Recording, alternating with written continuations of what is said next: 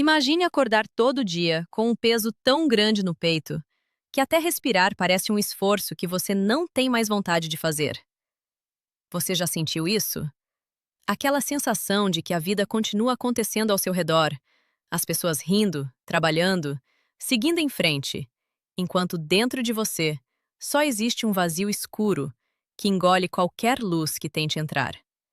Muitos de nós passamos por momentos assim, momentos em que a dor parece maior que qualquer esperança, em que a mente mente tanto que a gente acredita que nunca vai melhorar. Se você está assistindo isso agora e sente um aperto no coração porque reconhece esse lugar, saiba que essa história foi feita para você. Se essa narrativa tocar em algo dentro de você, se fizer você sentir que não está sozinho nessa luta, por favor, deixe o like e se inscreva no canal. Não é por números, é porque histórias como essa precisam chegar até quem está no fundo do poço agora mesmo, precisando ouvir que existe saída, que a dor não é o final da linha. Seu gesto simples ajuda a entregar esperança para mais pessoas que talvez estejam a um vídeo de distância de decidir continuar.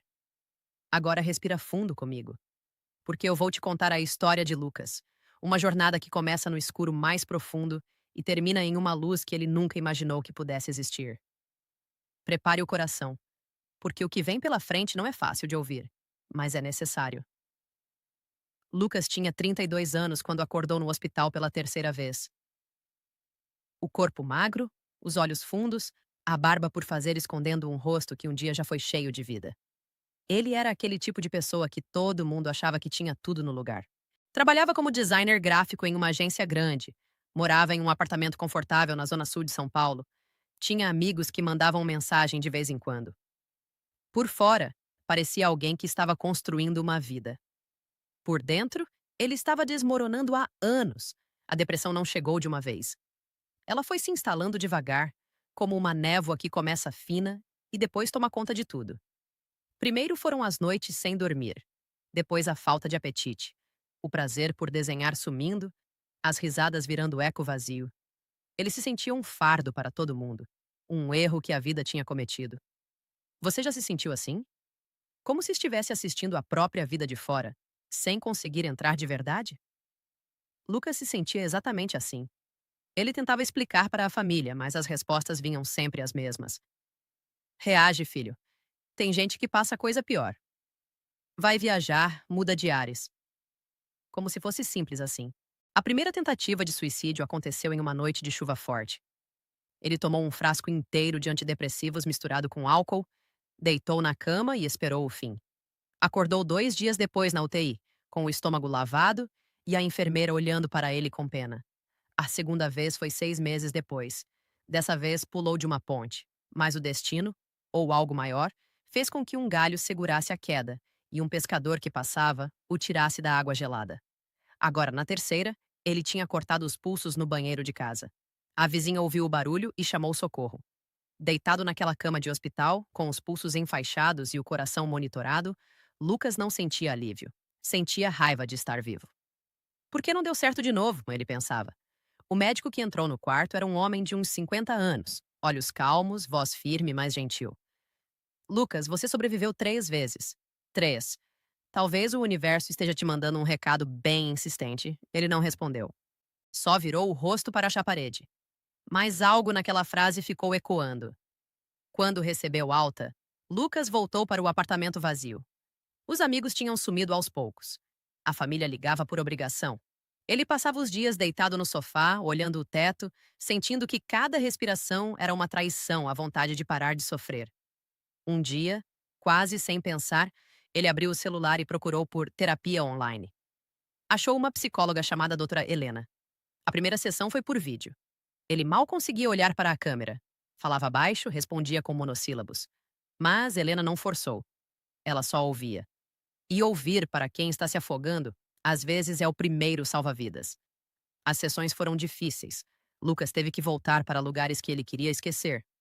A infância com um pai ausente e cobrador, a mãe que trabalhava demais e não conseguia dar colo. As cobranças na escola, a pressão para ser bem-sucedido, a sensação constante de não ser suficiente. A depressão, ele descobriu, não era fraqueza. Era uma doença como qualquer outra que precisava de tratamento. Mas o caminho não foi linear. Teve dias em que ele saía da terapia se sentindo pior, porque mexer na ferida dói. Teve semanas em que ele não queria mais continuar, achando que terapia era perda de tempo. Uma noite, depois de uma sessão especialmente pesada, Lucas teve a quarta crise. Ele estava na sacada do apartamento, olhando para baixo, calculando a altura.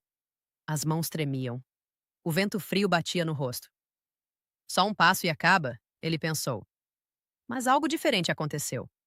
Ele lembrou da voz da doutora Helena dizendo: quando chegar nesse ponto, pare e pergunte: e se amanhã for diferente? E se ainda tiver uma versão sua que você ainda não conheceu? Ele sentou no chão da sacada, chorou como criança e ligou para ela. Era 2 da manhã. Ela atendeu. Aquele telefonema foi um marco. Pela primeira vez, Lucas sentiu que alguém realmente via ele. Não o designer, não o filho, não o amigo. Via o homem quebrado que queria viver, mas não sabia como.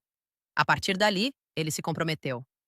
Começou a tomar a medicação corretamente, fez exercícios mesmo odiando, começou a escrever um diário onde colocava todos os pensamentos ruins no papel. Pequenas vitórias foram acontecendo. Um dia ele conseguiu cozinhar uma refeição simples. Outro dia saiu para caminhar no parque. Depois aceitou um trabalho freelance pequeno. Nada grandioso, mas era movimento. Você já sentiu o peso de tentar se reconstruir enquanto a mente ainda grita que não vale a pena? Lucas sentia isso todos os dias. Havia recaídas. Teve um mês inteiro em que ele não saiu de casa, em que as tentativas antigas voltavam como fantasmas.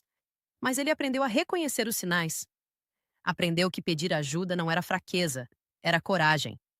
A doutora Helena o apresentou para um grupo de apoio de sobreviventes. Ali ele conheceu outras pessoas com histórias parecidas. Pela primeira vez, ele não se sentiu sozinho no escuro. O tempo foi passando. 1 ano.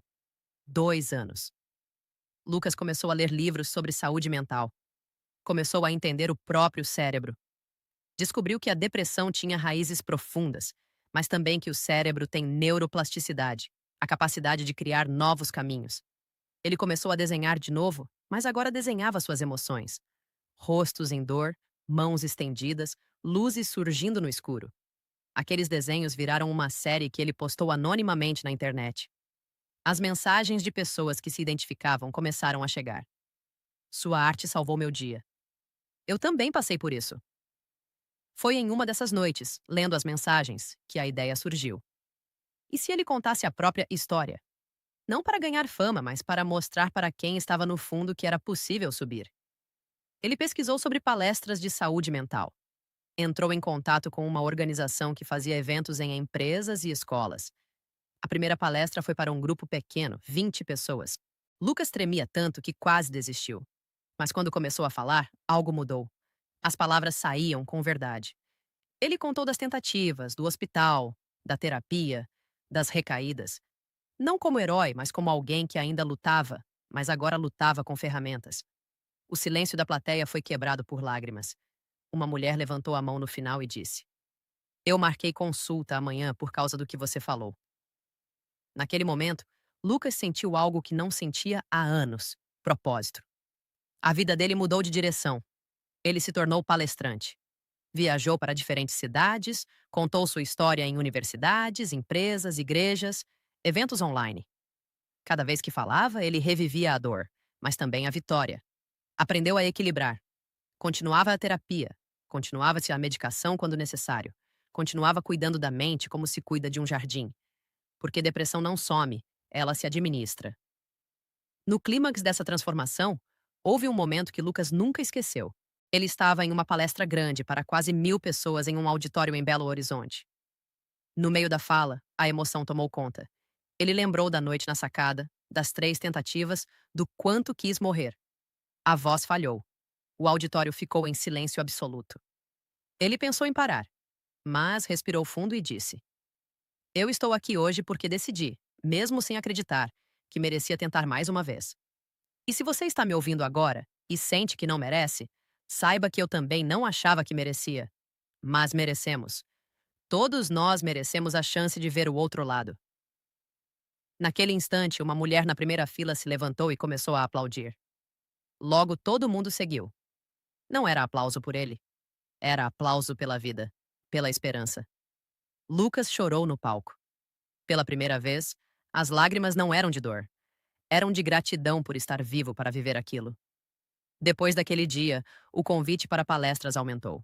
Lucas escreveu um livro pequeno, Do Escuro para a Voz, onde detalhava o caminho da terapia, os exercícios que funcionaram, os erros que cometeu. O livro tocou milhares de leitores. Ele criou um canal no YouTube onde falava abertamente sobre saúde mental, respondia dúvidas, entrevistava outros sobreviventes. A vida dele ainda tinha dias ruins.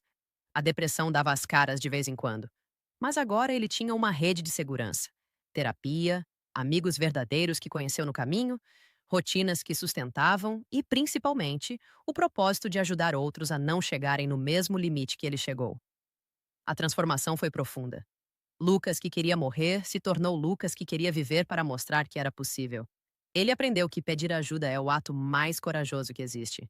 Aprendeu que a cura não é linear, mas que cada recaída pode ser um degrau quando a gente escolhe aprender com ela. Aprendeu que a dor que a gente carrega pode se transformar em ponte para outras pessoas.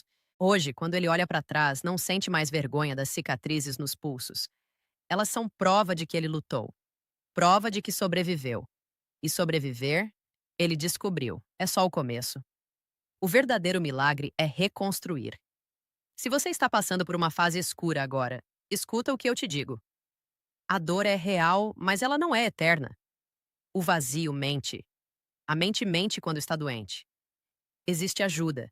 Existe terapia. Existe gente que entende. Existe um amanhã que pode ser diferente se você der a si mesmo a chance que Lucas deu. Não desista antes da virada. A vida tem um jeito estranho de surpreender quem decide ficar. Reflita sobre isso. A força que você precisa já está dentro de você, mesmo que pareça adormecida. A coragem para pedir ajuda é o primeiro passo para a liberdade. Você não está sozinho, nunca esteve. E o mundo precisa da sua história, assim como precisou da dele. Agora me conta aqui nos comentários. O que essa história mexeu dentro de você? Qual parte você mais se identificou? De onde você está assistindo isso agora? Compartilhe a sua experiência, porque sua voz também pode ser o salva-vidas de alguém. Eu leio todos os comentários e respondo o máximo que consigo. Vamos construindo essa comunidade de quem escolheu viver. Te vejo no próximo vídeo. Cuida de você.